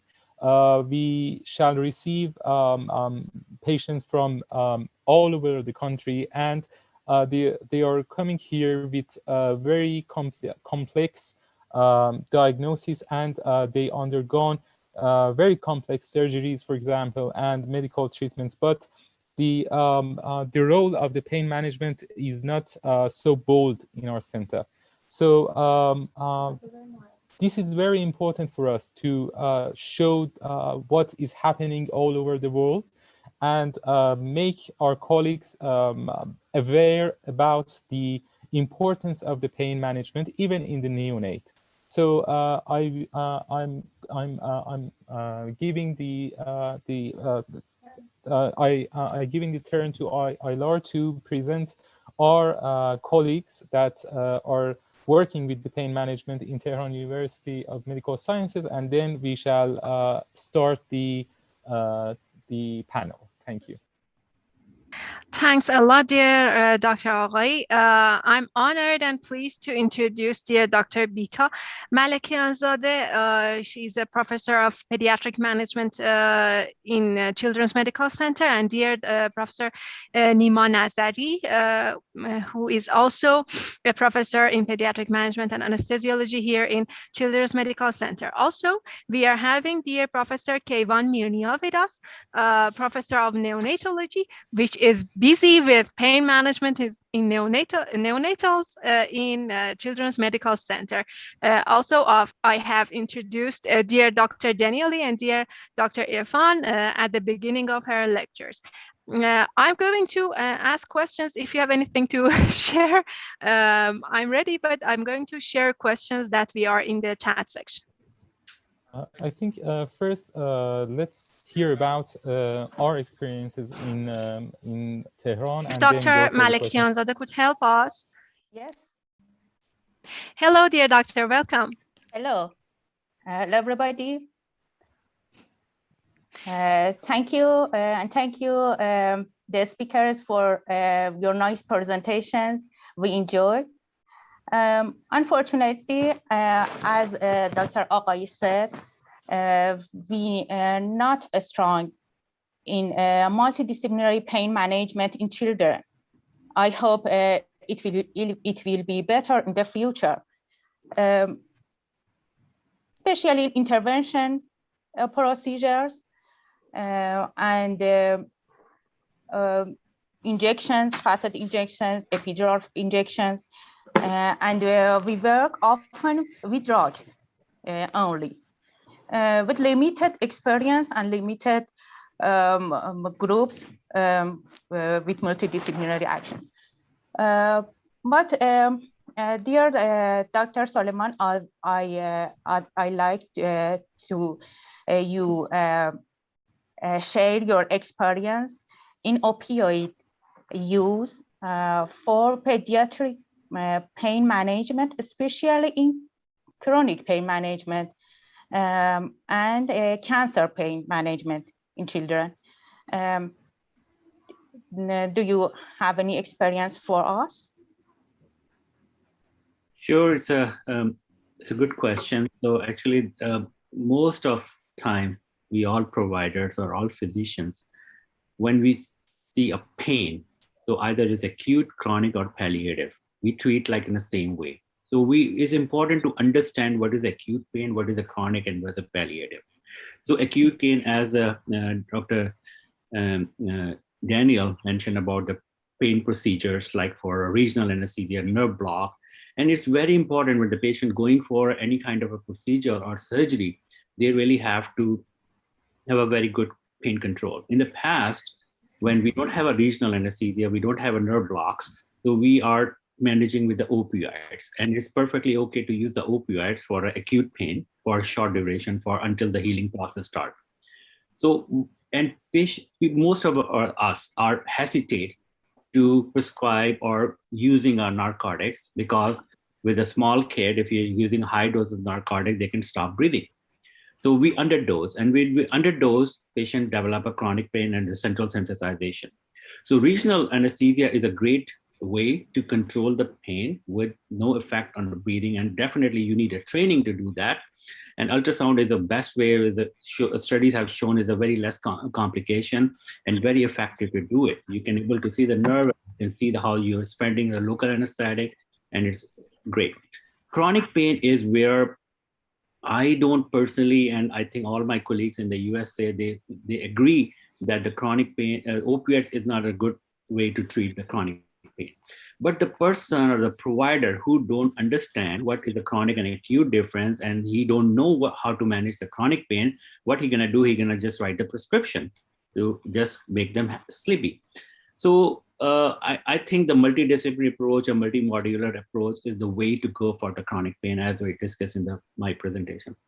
Your third thing is a palliative care. Yes, these palliative care kids is suffering, and they are suffering because of their terminal illness or their cancer and all these things. So they are in a palliative care now. So do the best you can do it. Use all resources to make them comfortable, because that's not only for the patient, for the family. You cannot see in the pain. So either you can do intervention, either you can do ablations, either you can do narcotics, either do anything, make them comfortable, because the goal is for them is comfortable. So I think that is the difference between acute, chronic, and palliative. I hope I answer your question. Thank you very much. That's great. And another, if I have time, which drugs do you use in nerve blocks as an adjunct? Adjunct, what local anesthetic or what medication I use for the? Yes, local and adjunct, such as clonidine or. Yes, that's a good question. So opioids. I do regional anesthesia workshop. Currently, I'm actually just launched recently. It's going to be on May 21st in Johns Hopkins, and I do in different university across the world and different places, different countries. So regional anesthesia with a nerve block, I think that we can use anything. This depend on the availability, but you need to understand what is the doses are and what is a side effect or what are the complication could be. For local anesthetic, as a personally, I like a ropivacaine, ROP, ropivacaine 0.2%. But most of the time, people use a bupivacaine, Marcaine, 0.25%. So other than short acting is useless to use it, because we needed to have a perioperative pain management during the surgery and after the surgery. So it should at least block for 12 to 15 hours. Or if we need it, we can put a catheter in.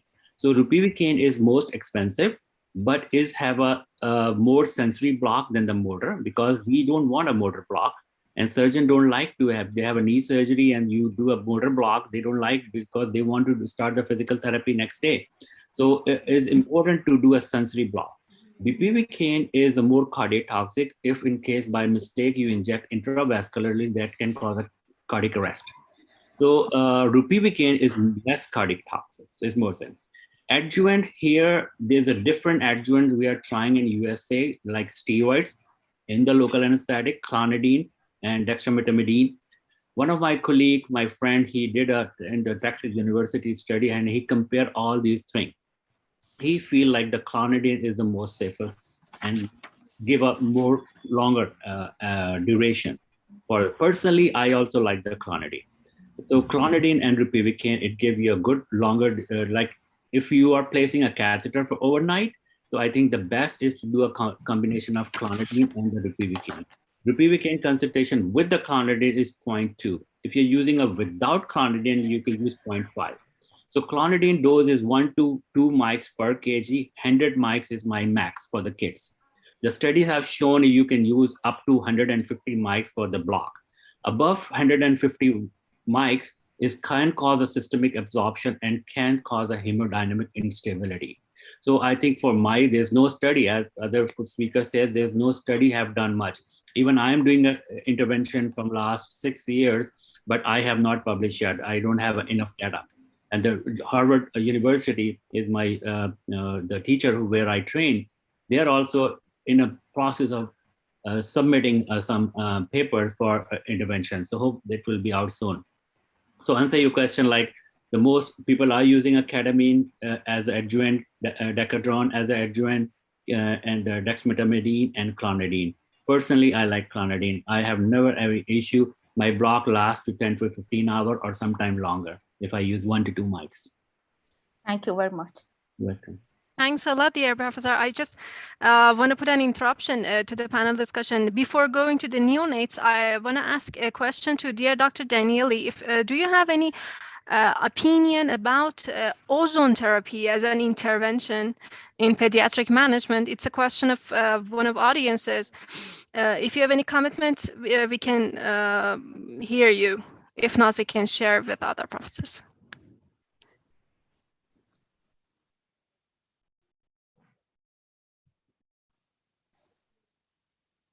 You are muted still.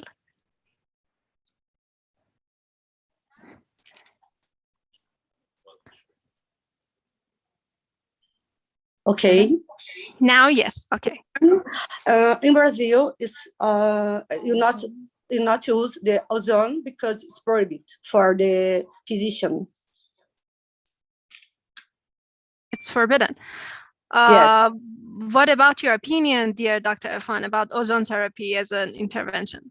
So there's lots of things that's going on in the adult world, but not in the pediatric world. People are hesitating to use. And I think personally, this is, no one is using ozone at this point in the pediatric world.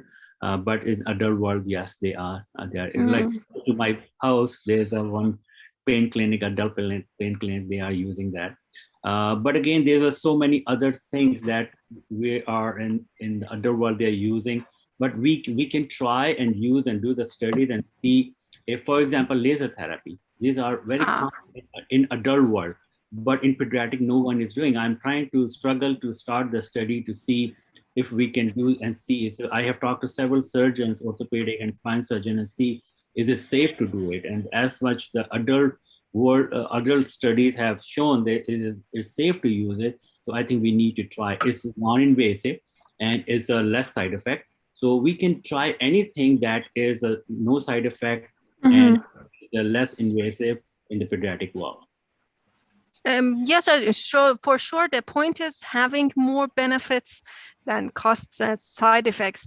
I want to move to the part of neonatology. I'm sure that dear Dr. Danille and also dear Dr. Irfan both having experiences with neonates, as also dear Dr. Nazari and dear Dr. Malekianzadeh had. But I'm going to move to dear Professor Minia, as our neonatologist, with had many experience with pediatric pain management in neonates. Dear Professor Minia. First of all, I wanted to welcome our dear speakers from Brazil and United Kingdom and Sydney. Welcome to our Congress. Thank you very much for your amazing speeches. I would like to tell you that I think it was in 2017 that we were nearly 15 neonatologists that we traveled to Erasmus of Rotterdam, and we were trained over there in the neonatal individualized developmental care program, that is abbreviation is NIDCAP. This is a program that is working on the behavior of the neonates. You know, the kids, they will say that I have pain, but the neonates won't do. So we have to know the behavior of the neonates, where we were trained over there. And one of the parts of this package, it was pain. So we were educated in the pain too. So now I have to say that we are delighted that we stayed from the ministry side. In all of the NICUs in Iran, we have one pain score sheet. And it depends. Well, we have PIPP, we have CRY scale. There are many scales for checking the pain in the neonates, under the ventilator, out of the ventilator, it doesn't make matter. And all of the nurses in Iran, they have to check this pain scale, and we have some guidelines for step by step how to work with the pain. As we know that, well, especially in the preterms, that if the preterms suffer the pain, we will have difficulties in the future. So now, even previously, when I was like a resident or I was a fellow, many of the procedures were without using any something like lidocaine or the rest. But now we are using sucrose 24%. We are using EMLA. We are using mother's milk. We are trying to swaddle the babies. We are using acetaminophen in the procedures. But now, we try to control this issue meanwhile in our NICUs, and I think it's a good event in Iran. But we have some issues now, and that's when the baby will go to the surgery unit and it's out of our hand, in the operation room for many procedures.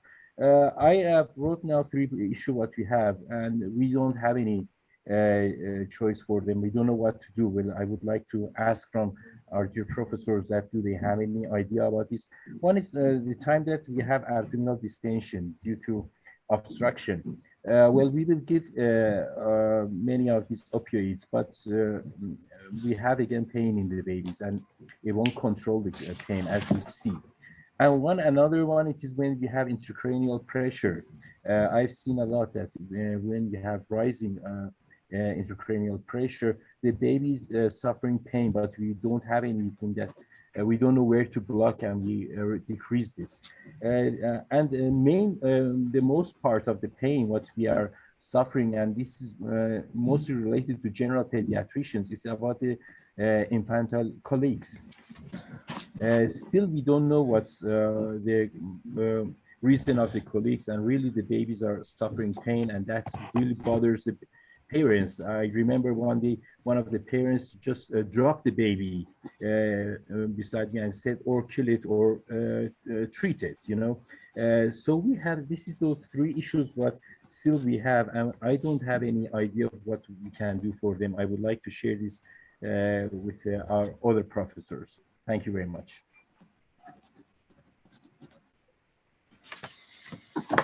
The answer? Yes. Okay, sure. No, it's a very challenging situation. I don't do the neonate, but I have, when I was in training fellowship, I have a rotation of neonate, so it's a very challenging. I agree, and there's a situation like as compared to pediatric or teenagers is challenging. That's why we require a multidisciplinary, because we cannot get the information for young kid what's going on, and there's always, as I presented in my talk, that there's a multifactorial. They already have so many things other going on, so that's amplified. Neonate is more challenging than the kids. It's like where, you said, like you evaluate with the behavior. Even you cannot talk to them; they cannot express anything. Only thing you know to see their behavior, like either on the ventilator or not ventilator. Most of the time in here we use narcotics. And this is, we don't like to use it, but there's no other way to do the things. So like we use sometimes Tylenol and others multimodular approach, but again, as you said, the sugar and other stuff we also use here to calm down, and sometimes the mothers close to their parents. That's why we allow mothers in the NICU, they can hold the baby, and that's sometimes helpful too. But the thing is, I have seen in the situation when if the NICU is staying longer in the hospital and you are continuously using narcotics infusion, so bolus is a little bit hesitating, because boluses can stop the breathing if you are not giving a appropriate dose. So they usually small infusion rate and gradually try to see how they feel it. But keeping on the infusion for a long time, they can also develop a hypergesia, narcotic hypergesia, and that's further amplify the pain. So it's very challenging. I agree with you. We don't have much done for neonate, and unfortunately, that is the reason when the kids at this age, they are in the pain.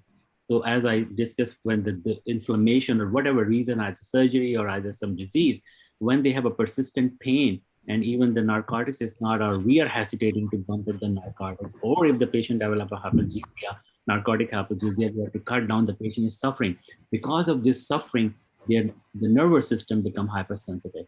Now when they are in the school age, have a little bit injury, ankle twist, someone punch him or something, they shut down because their nervous system is hypersensitive. They also develop a behavior issue, anxiety, depression, like it's not recognized. It's not recognized in a 10-year-old kid. No one in parents think about, they just think, oh, it's a behavior issue. But no one think about there was he suffered a lot in young age. So might be that is the situation that's contributing, and now he is in a pain. So there is a pediatric pain, neonate pain need to be done. Unfortunately, in USA, only 5 or 6 centers who have a pediatric pain. We don't have many, not every hospital have a pediatric pain. You are talking about the Tehran University or Children's Hospital. In your city is not, we don't have so many hospitals. So I think that's the purpose of educating and having these conferences and talk about and see what else we can do. Needs to be, as Dr. Danille said, we need to have more study done. We need to be involved. More people have an understanding and that get involved and do study and find the best way, because long way it's gonna be not good for the kid. Like if you see the kids who are suffering from pain or all these illnesses in the young age, they're not productive in the adult age. So I think it's very important, and we most of the time just ignore its pain, and especially the neonate. There was a long conversation, oh, patient don't feel a pain in this young age. No, that's not true. They have a receptor developed, they have a pain pathway developed already. They are feeling, they cannot express, is not mean they don't feel it pain. So I agree, we need to do a lot of work on the neonate. Thank you very much, Professor. Thank you very much. Every single question and every answer. Okay. Let's go, Dr. Danille.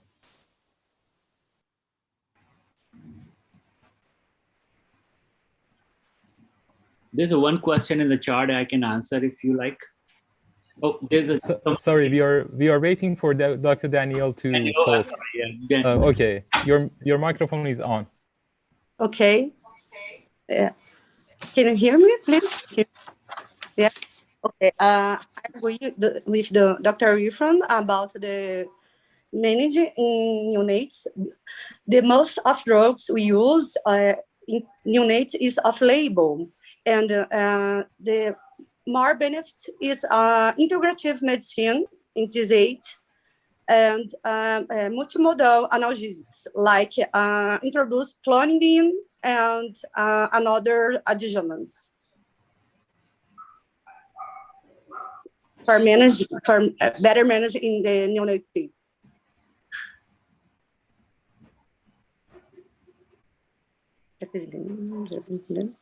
Excuse me, can you repeat again what drugs you will use? Okay, sorry. Yes, I speak it very fast. I think that for your better manage in neonates, you can include integrative medicine, non-pharmacological interventions like musician, like rehabilitation, like massage, like skin to skin contact. And you can use a multimodal analgesics introduced like clonidine. Use a lot, and clonidine. The most drugs we use in the pediatric pain in neonates is most drugs is off label. You don't have a lot of studies about neonates. So because of this, it's very difficult for us. Well, I think there is one place that we have to work on it a lot, and that's the effect of neurotransmitters. We worked on this one time on the kangaroo fodder chair, that we saw the effect of the kangaroo fodder chair on the cortisol level, and we saw that this decreased the cortisol level. I think one of the works in the pain loop, what we have to do, we have to work on the levels of the neurotransmitters of like endorphins, morphines, cortisol, oxytocin. These, I think this is a place what we have to work everybody on this, that until we understand better the pain relations and the procedures what we are doing on the baby. This is my own opinion. I would like that I know your opinion too about these neurotransmitters. I completely agree, and I'm actually working on it, writing a protocol and like a proposal for that. And there was some studies I've done in the adult where they look into the stressor markers and all these things. But I feel it like I agree, and I want to look into, because I feel it this pediatric pain is a multifactorial. So we need to look into, and I was planning to do this study where we can look into the like a stressor marker, or plus like any neurotransmitter related to anxiety and depression. So I need to know, because we talk about these kids have underlying anxiety or the depression, but we don't have any proof. So our psychologists clinically, they evaluate and they find, but we don't have any evidence. So on that basis, clinical basis, we are trying to do a multimodular, but I think this is very important study, especially for the pediatric pain or the neonate, to look into all these markers and see and prove that this is the thing that is going on. Thank you very much. Because we should have enough time to answer the questions and then go for the next panel.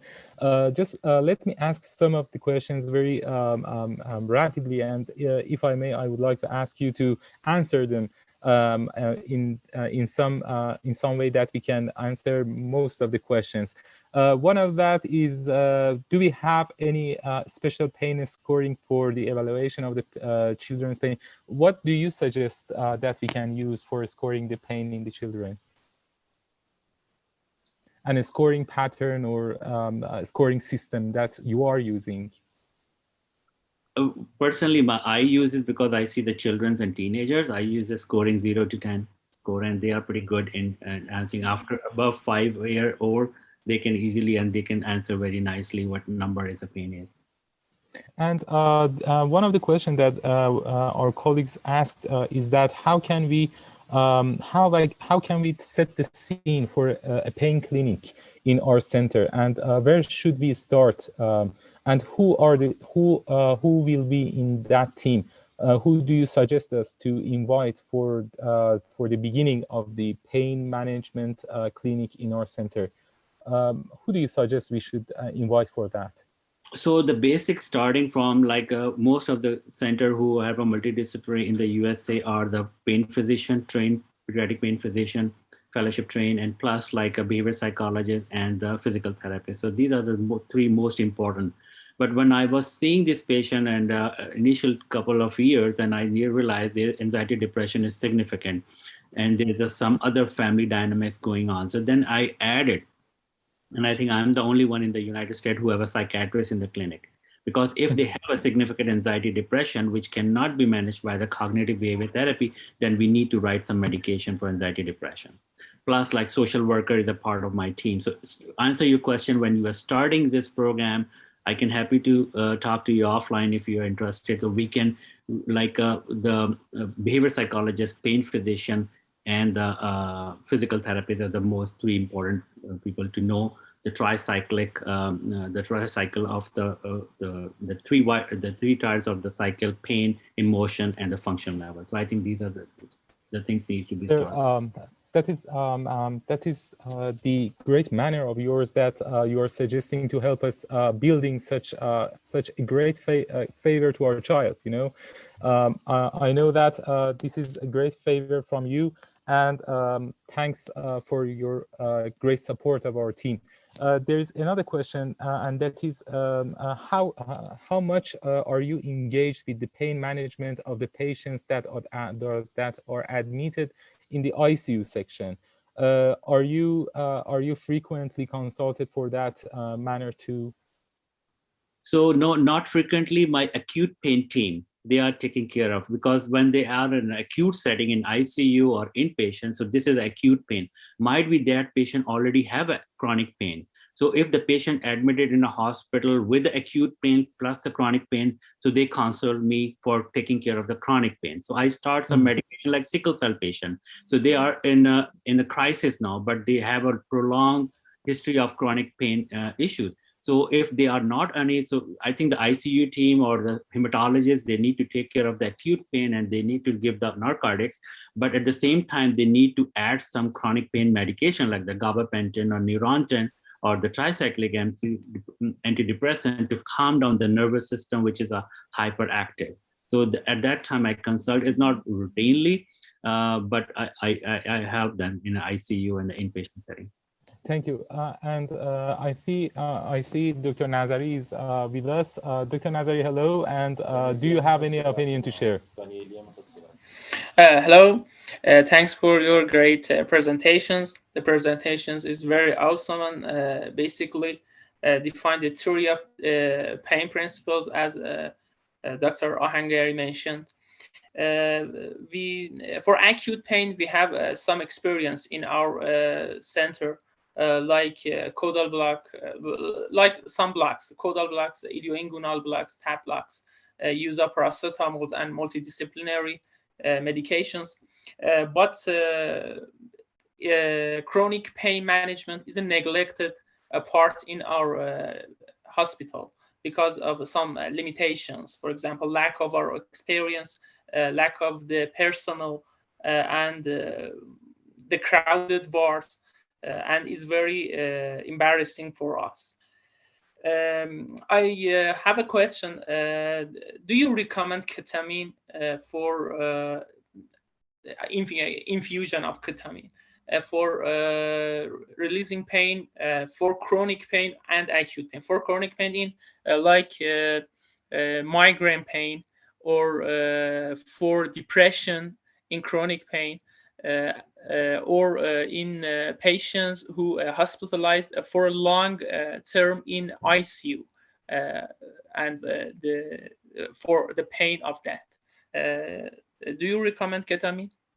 I will let Dr. Danille to comment and then I will give my comment.